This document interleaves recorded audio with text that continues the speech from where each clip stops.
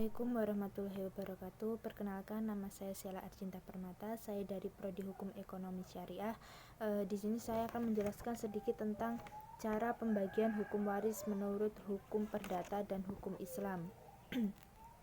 Yang pertama itu cara pembagian hukum waris menurut hukum perdata.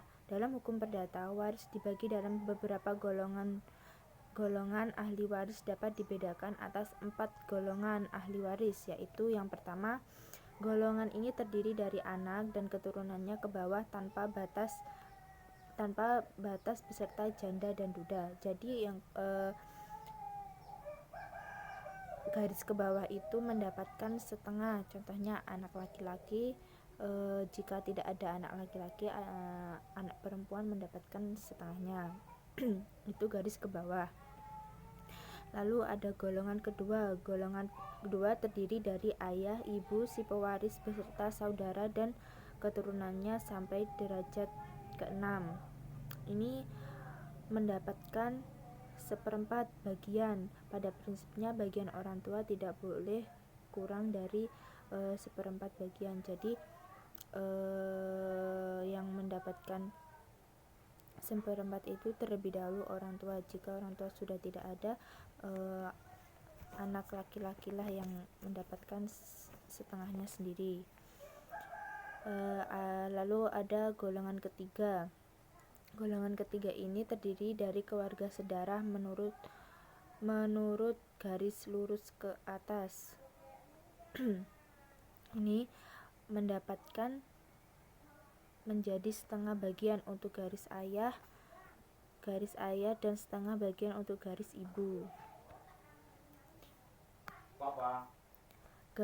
Lalu yang keempat terdiri dari keluarga sedarah dalam garis ke samping yang lebih jauh sampai sederajat.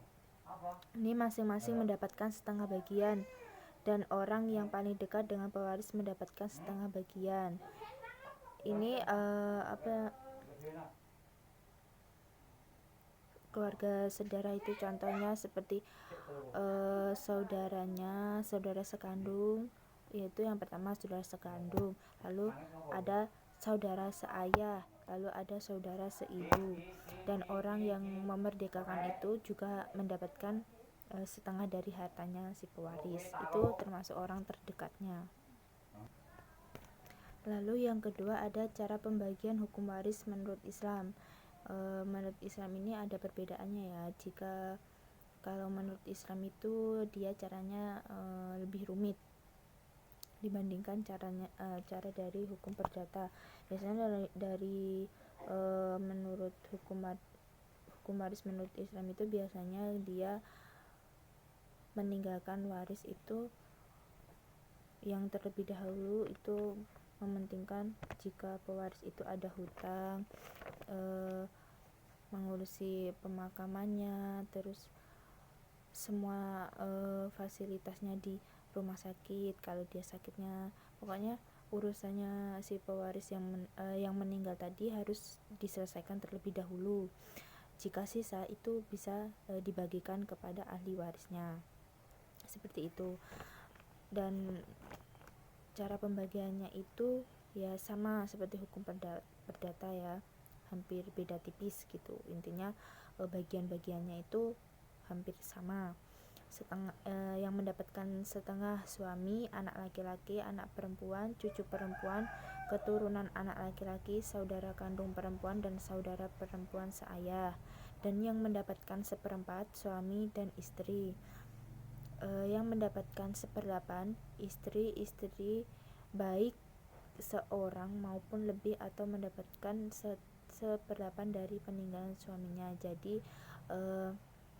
jika si pewaris itu mempunyai istri lebih dari satu, dia sama-sama mendapatkan seperdelapan. Jadi dia tidak membedakan istri pertama maupun istri kedua.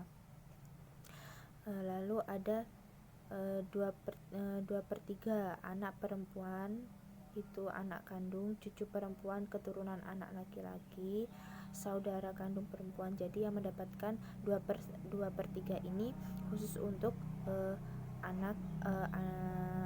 untuk perempuan. untuk keturunan perempuan ya. Lalu ada sepertiga, itu ibu dan 2 saudara baik laki-laki ataupun perempuan yang seibu. Itu ya. Jadi ini yang seibu itu contohnya saudaranya dari si ibu yang meninggal tadi, ibunya itu mendapatkan sepertiga. Lalu ada seperenam. Seperenam ini ayah, kakek asli dari ayah, ibu, cucu perempuan, keturunan anak laki-laki, saudara perempuan seayah, nenek asli, saudara laki-laki dan perempuan seibu.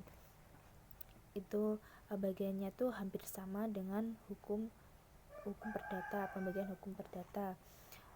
Tetapi di sini hukum Islam ada gugurnya hak waris seseorang, yakni berbudak itu, terus seorang pembunuh maupun seperti anaknya seorang pembunuh itu tidak mendapatkan ahli waris.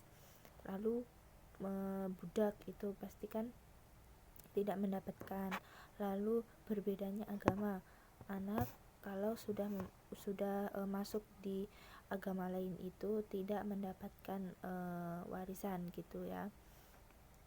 Itulah materi saya sedikit tentang pembagian ahli waris menurut hukum perdata dan Islam, dan itu sepengetahuan saya dan sepaham saya. Jika ada salah kata maupun salah pengertian mohon maaf. Saya akhiri. Wassalamualaikum warahmatullahi wabarakatuh.